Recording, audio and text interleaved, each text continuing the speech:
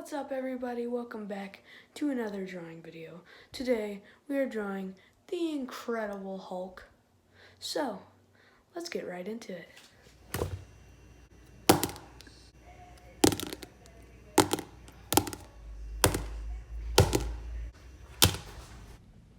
Okay, here we go. Starting with pencils. Once again, if you didn't see my last video, I work with the Staedtler pencil. I'm so sorry, I don't know the lead. I don't know the lead type. I don't know if it's an H or an H2. I don't know. Honestly, I don't know the difference. You can call me a noob if you want, but I don't know the difference.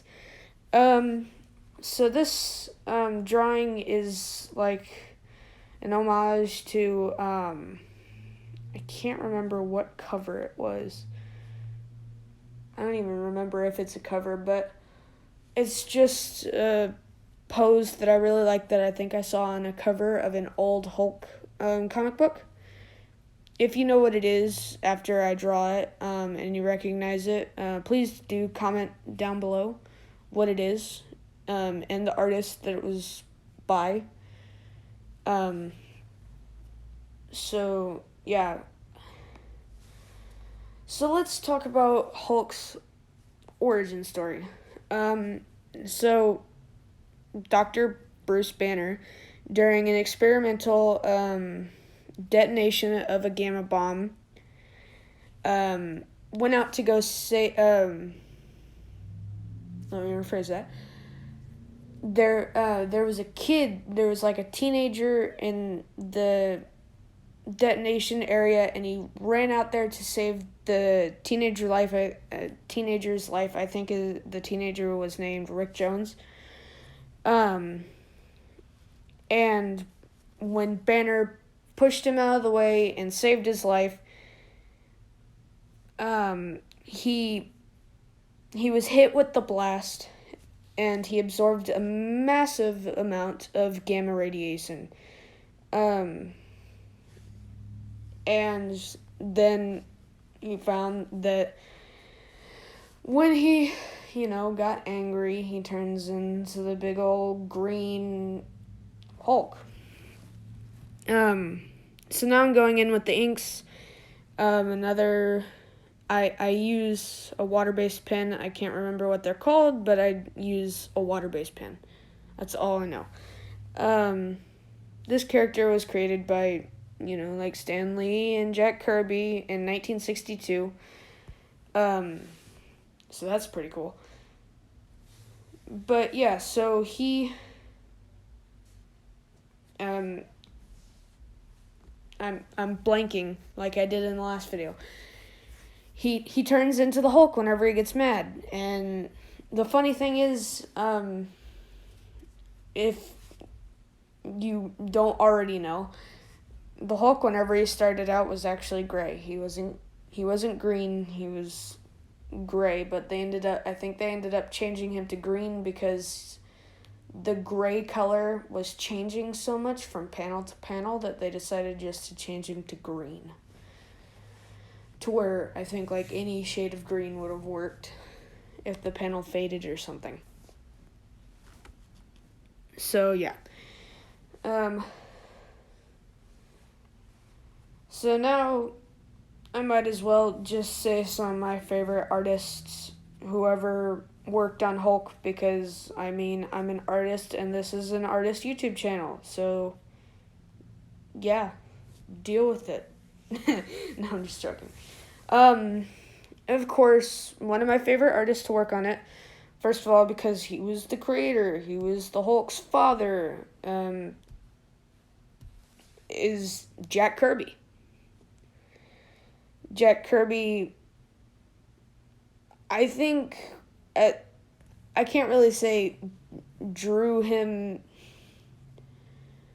perfectly, because I think there are some things stylistically that I don't like, but that's style judging, and I don't want to do that. But it was 1961 or 1962, I can't remember. So yeah, it was way different style of artwork, which was fine. Some other ones that I really like, the creator of Storm and many other X-Men, who I talked about a couple times in my last video, Dave Cockrum. He worked on the Incredible Hulk. I can't remember the timeline, but yeah, he was drawn by him a couple times.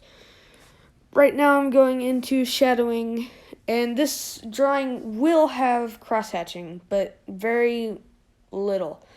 Or not very little, just the cross-hatching, honestly, as you'll see at the end, looks a bit weird to me because I was trying to do a different style than I was used to, and so the cross-hatching really wasn't the best. But yeah, instead of complaining about how my artwork turned out, I'm just going to keep on talking about my favorite artist.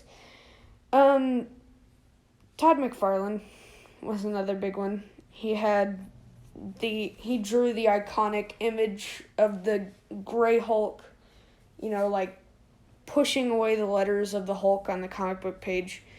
Now, stylistically, I would say I have some issues with it. But like I said, I don't like to do stylistic judging. But it was a bit weirder. I think his eyebrow, I don't know what they are, muscles or something, were huge. A bit out of proportion, maybe.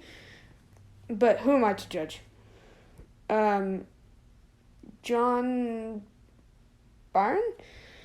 I probably said that wrong. He worked on the Incredible Hulk in the early 80s, and I mean, dang, it was pretty good.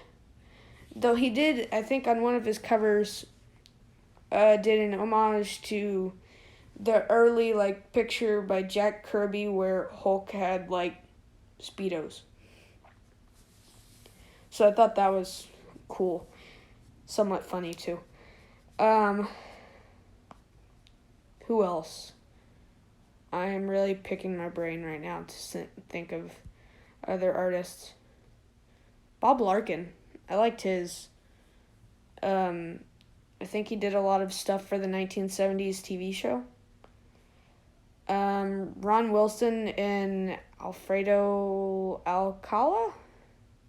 Also another one, I think, who worked on it in the 70s. Who else? Sal Buscema. I think, I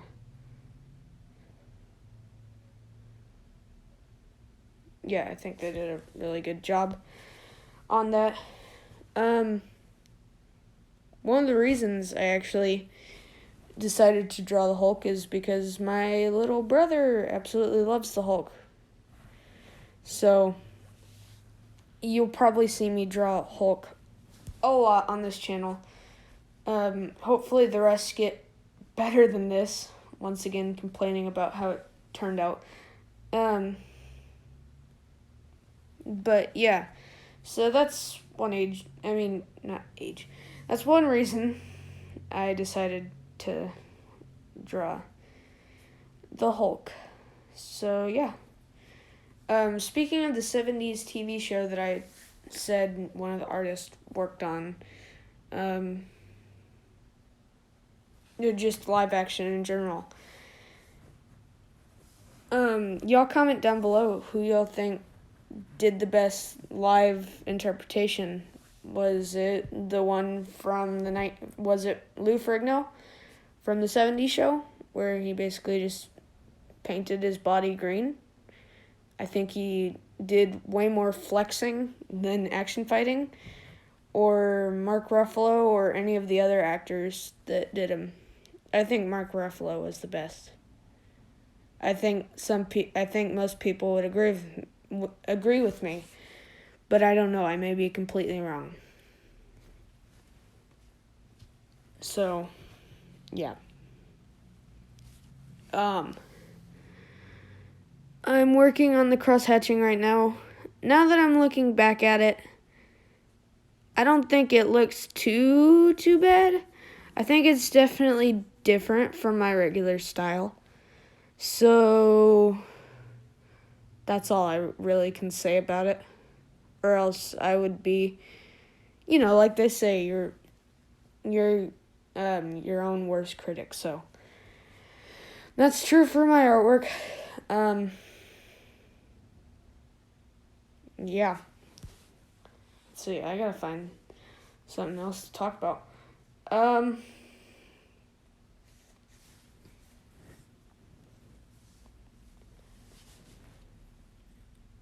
Yeah. So right now, I'm working on like muscle, definition and just random lines that I saw on my reference that I decided just to put on there for fun. So, or not for fun, just because I wanted to add detail. So yeah, I'm pretty sure I'm working on the legs and feet in general. Now I'm signing it, and there we go. We finished the drawing. Ooh, let's see who just entered the room. Let's see if you like it. So, how's it look? Wow, amazing. Thank you.